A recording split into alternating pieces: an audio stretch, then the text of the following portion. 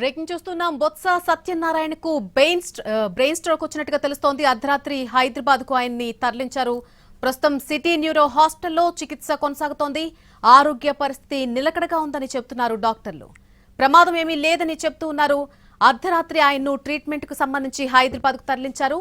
ఇదే విషయానికి సంబంధించి పూర్తి అప్డేట్ మా ప్రతినిధి సురేష్ అందిస్తారు. సురేష్, ఎస్ఎల్ని ఏదైతే శాసన మండలి విపక్ష నేత బొత్స సత్యనారాయణకు రాత్రి స్వల్పంగా బ్రెయిన్ స్ట్రోక్ వచ్చినట్టు తెలుస్తుంది. గత కొద్ది కాలంగా ఆయనకు అంటే తల్లో చిన్నపాటి సమస్య ఉన్న నేపథ్యంలో రాత్రి కూడా కొంత తీవ్రంగా అనిపించడంతో ఆయన విజయవాడ నుంచి అంటే ప్రస్తుతం శాసన మండలి సమావేశాలు జరుగుతున్నందున ఆయన విజయవాడలో ఉన్నారు. అయితే రాత్రి కొంత అంటే ఇబ్బందికర పరిస్థితి తలెత్తిన నేపథ్యంలో ఆయన విజయవాడ నుంచి హైదరాబాద్ కు బయలుదేరి వెళ్లారు. అయితే సమయానికి అంటే సిటీ న్యూరో హాస్పిటల్ కి వెళ్లి సమయానికి చికిత్స తీసుకోవడంతో ఆయనకు ఇబ్బందికర పరిస్థితులు లేకుండానే బయటపడ్డట్టుగా మాత్రం తెలుస్తుంది. ఆయనకు సిటీ న్యూరో హాస్పిటల్లో రాత్రి నుంచి వైద్యం కొనసాగిస్తున్నారు. అయితే సమయానికి ఆయన చేరుకోవడంతో ఇబ్బందికర పరిస్థితులు లేకపోయినప్పటికీ ప్రస్తుతం చికిత్స మాత్రం సిటీ న్యూరో హాస్పిటల్లో జరుగుతుంది. ఉదయం నుంచి ఆయన ఆరోగ్యం మాత్రం నిలకడగానే ఉంది. ఇవాళ శాసన మండలి సమావేశాలకు సంబంధించి కూడా ఎప్పటికప్పుడు అక్కడి నుంచి ఆయన ఫోన్ లో ఇక్కడ ఉన్న ఎమ్మెల్సీలకు ఎట్లా ఈ అంశం మీద ముందుకెళ్లాలనే విషయాలు చర్చిస్తున్నారు.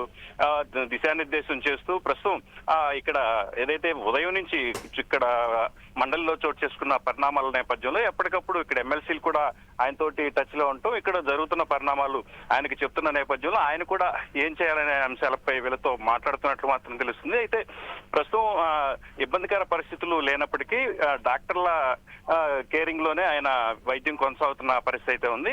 అంటే డిశ్చార్జీ సంబంధించి ఎప్పుడు చేస్తారనే విషయాలు మాత్రం సాయంత్రం తెలిసే అవకాశం ఉంది ఈ నెలని. Right, thank you Suresh. Botsa సత్యనారాయణకు ఎమ్మెల్సీ బొత్స సత్యనారాయణకు బ్రెయిన్ స్ట్రోక్ వచ్చింది. అర్ధరాత్రి ఆయన్ను హుటాహుటిన హైదరాబాద్ తరలించారు. ప్రస్తుతం సిటీ న్యూరో హాస్పిటల్లో ఆయనకు చికిత్స కొనసాగుతోంది. ఆరోగ్య పరిస్థితి విషయానికి వస్తే ప్రస్తుతం నిలకడగానే ఉందని వైద్యులు చెప్తున్నారు. ప్రమాదం ఏమీ లేదని చెప్తున్నారు. ఈరోజు ఈవినింగ్ ఒక హెల్త్ బులెటిన్ విడుదల చేసే అవకాశం కనిపిస్తోంది. ఎప్పుడు డిశ్చార్జ్ చేస్తారు అనే దానికి సంబంధించి ఈవినింగ్ అప్డేట్ అందే అవకాశం కూడా కనిపిస్తోంది.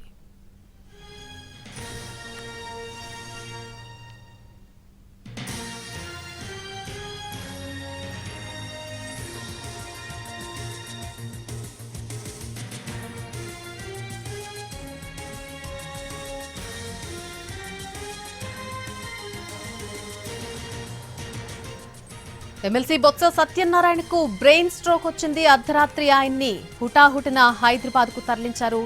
శాసన మండలి సమావేశాలు జరుగుతూ ఉండటంతో ఆయన విజయవాడలో ఉన్నారు. అయితే ఆయనకు బ్రెయిన్ స్ట్రోక్ రావడంతో హుటాహుటిన అక్కడి నుంచి చికిత్స కోసం హైదరాబాద్ కు తరలించడం జరిగింది. ప్రస్తుతం ఆయన సిటీ న్యూరో హాస్పిటల్లో చికిత్స తీసుకుంటూ ఉన్నారు. ప్రస్తుతం ఆయన ఆరోగ్య పరిస్థితి విషయానికి వస్తే నిలకడగానే ఉంది ఆరోగ్య పరిస్థితి అంటూ కూడా డాక్టర్లు చెబుతున్నారు. ప్రమాదం ఏమీ లేదు ఇప్పటివరకు ఉన్నటువంటి పరిస్థితులను చూస్తే అంటూ వైద్యులు చెబుతున్నారు. ఈ రోజు సాయంత్రానికి ఒక హెల్త్ బులెటిన్ విడుదల చేసే అవకాశం ఉంది. హెల్త్ బులెటిన్లో ఆయన పరిస్థితికి సంబంధించి ప్రమాద తీవ్రతకు సంబంధించి బ్రెయిన్ స్ట్రోక్ వచ్చినటువంటి తీవ్రతకు సంబంధించి డాక్టర్లు అప్డేట్ అందించే అవకాశం ఉంది. అలాగే ఎప్పుడు డిశ్చార్జ్ చేస్తారు, ప్రస్తుతం ఆయన పరిస్థితికి సంబంధించిన అప్డేట్ ఇవన్నీ కూడా ఈరోజు సాయంత్రం రిలీజ్ చేయబోయేటువంటి హెల్త్ బులెటిన్లో డాక్టర్లు వివరించేటువంటి అవకాశం ఉంది.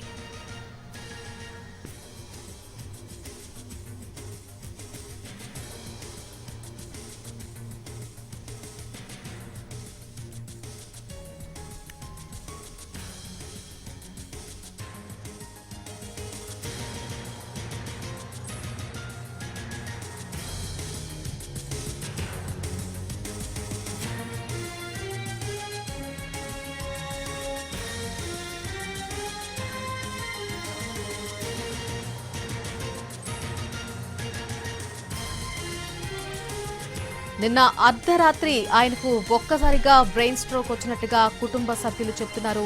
అయితే శాసన మండలి సమావేశాలు జరుగుతుండటంతో ఆయన విజయవాడలోనే ఉన్నారు. అక్కడి నుంచి హుటాహుటిన ఆయన బ్రెయిన్ స్ట్రోక్ రాగానే కుటుంబ సభ్యులు అక్కడి నుంచి హైదరాబాద్ తరలించడం జరిగింది. వెంటనే అక్కడ హాస్పిటల్లో హైదరాబాద్లో జాయిన్ చేశారు. ప్రస్తుతం ఆయన సిటీ న్యూరో హాస్పిటల్లో చికిత్స తీసుకుంటున్నారు. అయితే ఇప్పటివరకు ఉన్నటువంటి పరిస్థితి చూస్తే సమయానికి ఆయన్ను హాస్పిటల్లో జాయిన్ చేయడంతో ఆరోగ్య పరిస్థితి విషయానికి వస్తే నిలకడగానే ఉందని డాక్టర్లు చెప్తున్నారు. ప్రమాదం అయితే ఇప్పటివరకు ఏమీ లేదని చెప్తున్నారు. ఈరోజు మరొకసారి ఆయన పరిస్థితికి సంబంధించి హెల్త్ బులెటిన్ విడుదల చేసే అవకాశం ఉంది కాబట్టి ఈ రోజు ఈవినింగ్ ఆయన డిశ్చార్జ్ విషయానికి సంబంధించి ఆయనకి బ్రెయిన్ స్ట్రోక్ వచ్చినటువంటి తీవ్రతకు సంబంధించి పూర్తి వివరాలు సాయంత్రం తెలిసే అవకాశం కనిపిస్తోంది.